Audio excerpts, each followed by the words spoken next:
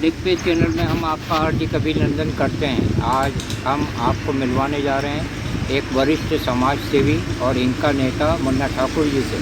आप युवा हैं और आप में लगन है, कई संस्थाओं से आप जुड़े हुए हैं और आप मूल्यांकन कीजिए कि साक्षात्कार आपको कैसा लगा। मुन्ना ठाकुर जी, आपका स्वागत है वर्ल्ड पे चैनल में। हम ये आपसे जानना चाह रहे थे कि आपका जन्म दिनांक क्या है?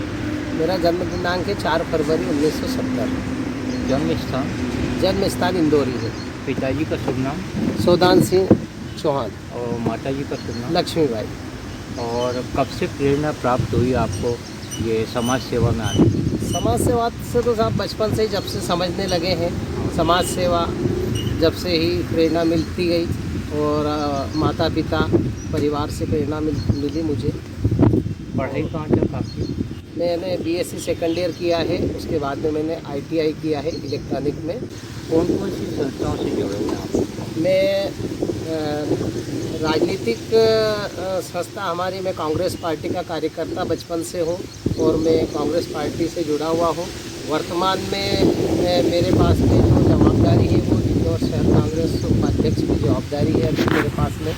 और मैं राजपूत संगठन से भी जुड़ा हुआ हूँ, प्रगति से राजपूत परिषद पश्चिम क्षेत्र इंदौर का मैं सचिव हूँ। और अखिल भारतीय क्षत्रिय महासभा से भी जुड़ा हुआ हूँ मैं। सारे देश में कांग्रेस की स्थिति कमज़ोर होती जा रही है, ये आप भी महसूस करते होंगे, तो क्या कारण मानते हैं आप, कांग्रेस क्यों कमज़ोर हो रही है? देखिए साहब, कांग्रेस कमज़ोर होने का कारण क्या है कि कोई कांग्रेस कमज़ोर नहीं है, लेकिन विपक्ष को कमज़ोर किया जा रहा है। भारतीय जनता पार्टी की जो सोच है वो सोच उनकी गलत है। हमारे जो पूर्व प्रधानमंत्री स्वर्गीय इंदिरा गांधी जी जो थे, आप देखिए उनकी विचारधारा कितनी बढ़िया थी कि वो विपक्ष के अटल जी को जिता के लाते थे ताकि विपक्ष अच्छा मिले और विपक्ष के अनुभव का फ़ायदा पूरे देश को मिले। ये विपक्ष कोई सी भी पार्टी का हो सकता है, कांग्रेस का विपक्ष हो, कांग्रेस विपक्ष में बैठे या भारतीय जनता पार्टी विपक्ष में बैठे, विपक्ष हमारा अच्छा होगा तो जो सत्तारूढ़ पार्टी है, सत्ताधारी पार्टी है, वो यदि गलत रास्ते पे जा रही है तो उसको सही रास्ता विपक्ष ही दिखाता है। बहुत अच्छी बात आपने, अच्छे मुद्दे उठाए। और हम आपसे एक सवाल और करने जा रहे हैं कि कांग्रेस मजबूत हो पूरे देश में, क्या सुझाव देना चाहेंगे आप कांग्रेस हाईकमान? बिल्कुल कांग्रेस मजबूत होगी। और आज देखिए कांग्रेस पार्टी मध्य प्रदेश में भी जो जनता की सेवा में, ये कोरोना काल में भी आप देख रहे हैं, कांग्रेस का एक एक कार्यकर्ता गली गली में घूम रहा है।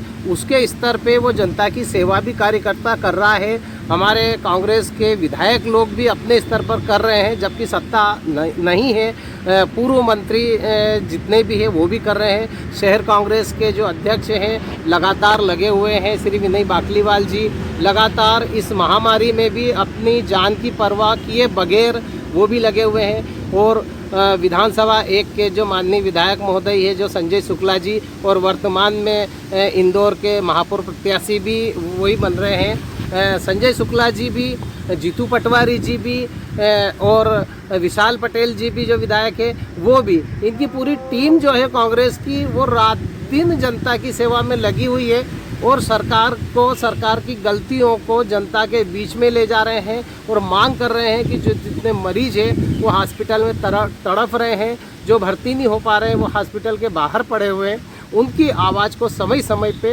और कांग्रेस बढ़िया जोरदार तरीके से उठा रही है। लेकिन शिवराज सिंह की तानाशाही के कारण उनकी बात को अनसुना किया जा रहा है। मध्य प्रदेश के पूर्व मुख्यमंत्री और मध्य प्रदेश के कांग्रेस के अध्यक्ष कमलनाथ जी ने एक आवाज़ उठाई कि 1 लाख से ज़्यादा लोग कोविड के कारण स्वर्गीय हो चुके हैं, तो आप उनकी इस आवाज़ से कहाँ तक सहमत? बिल्कुल, उन्होंने जो बात वो 1 लाख लोगों की जो मृत्यु दर बताई है उससे भी ज़्यादा है, कई ज़्यादा है साहब।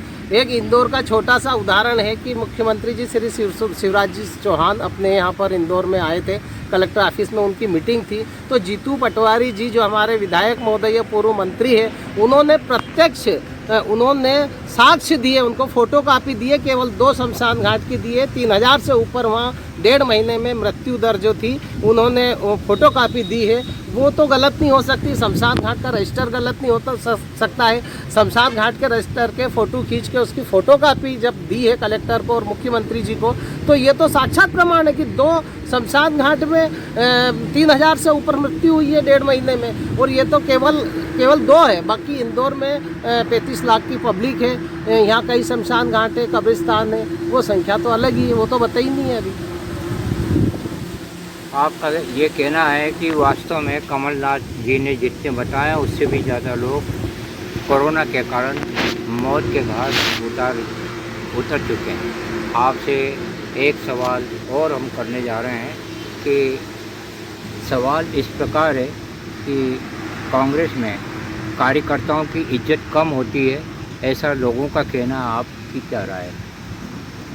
कांग्रेस ही एक ऐसी पार्टी है जिसमें कार्यकर्ता की इज्जत सबसे ज़्यादा होती है। आज कांग्रेस का कार्यकर्ता सत्ता में ना होते हुए भी वो स्वयं इतना पावरफुल है कि जनता की सेवा के लिए बहुत पावरफुल है। और कांग्रेस पार्टी में सबसे ज़्यादा कार्यकर्ता की इज्जत होती है। आज भारतीय जनता पार्टी के क्या हाल हो रहे हैं, भारतीय जनता पार्टी की स्थिति क्या है, मैं एक उदाहरण के रूप में बताना चाहता हूँ कि आज इंदौर का विधायक भारतीय जनता पार्टी के विधायक महोदय है, भारतीय जनता पार्टी के मंत्री भी इंदौर में है। वो कोई एक भी मंत्री और विधायक ऐसा नहीं है जो कलेक्टर के आदेश का उल्लंघन कर दे। कलेक्टर ने गलत निर्णय लिए, कई बार बोल दिया कि 2 घंटे मार्केट खोलेगा, दूसरे दिन उसको पलटना पड़ा। सब क्या है ये IPS अधिकारी इतने ऐसे निर्णय ले रहे हैं जो अनसोचे निर्णय, अज्ञानता के निर्णय ले रहे हैं। आज निर्णय लेते हैं, सुबह उनको बदलना पड़ता है। और कांग्रेस की, जहाँ तक आप बोल रहे हैं, कांग्रेस पार्टी में कार्यकर्ता की जो इज्जत है वो दूसरी पार्टी में नहीं है। ये भारतीय जनता पार्टी का आज कार्यकर्ता भी स्वीकार कर रहा है कि उनकी सत्ता है लेकिन उनकी कहीं नहीं चल रही है। देश के ज्वलंत मुद्दों को उठाता हुआ एक सवाल और आपसे, नरेंद्र मोदी प्रधानमंत्री पद पर हैं इतने दिनों से, क्या वो सफल प्रधानमंत्री कहे जा सकते हैं?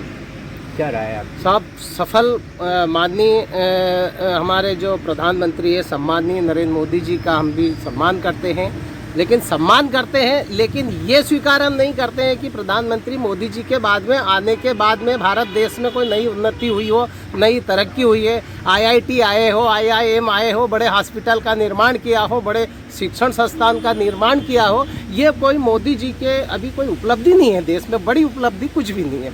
जितना भी 70 साल में किया हुआ है सिर्फ हम उसी का उपयोग ले रहे हैं। आज 70 साल के कॉलेज जो संस्थाएं हैं उनमें हमारे जो विद्यार्थीगण पढ़ रहे हैं।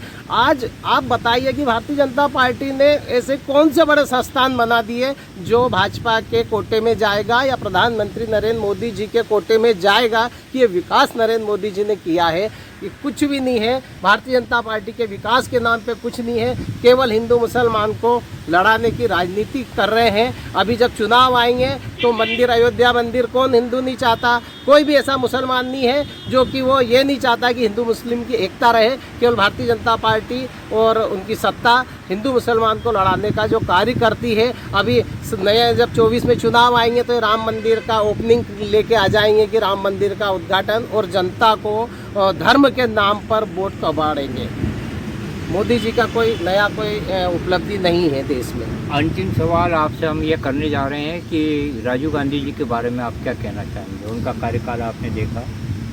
स्वर्गीय पूर्व प्रधानमंत्री माननीय श्री राजीव गांधी जी उन्होंने जो सपना देखा था, उनका सपना अधिकतर साकार हो रहा है देश में। उन्होंने जो मोबाइल क्रांति, आज मोबाइल आप देखिए, आपका मीडिया के माध्यम से मैं कहना चाहता हूं कि आप देखिए इलेक्ट्रॉनिक मीडिया देश में किस स्तर पर है।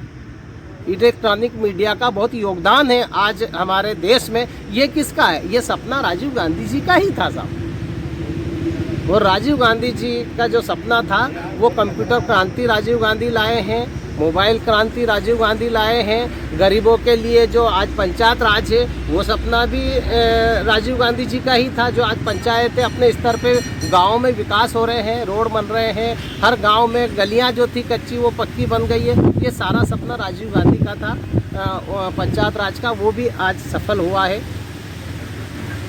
यह वैचारिक मुलाकात आपके दिलों को छू रही होगी और छुएगी। इस विश्वास के साथ में हम आपसे कहना चाहेंगे कि आपके सारगर्भित विचार, आपकी अमूल्य प्रतिक्रिया से हमें सूचित करें। बहुत बहुत धन्यवाद आपका। जय जय भारत।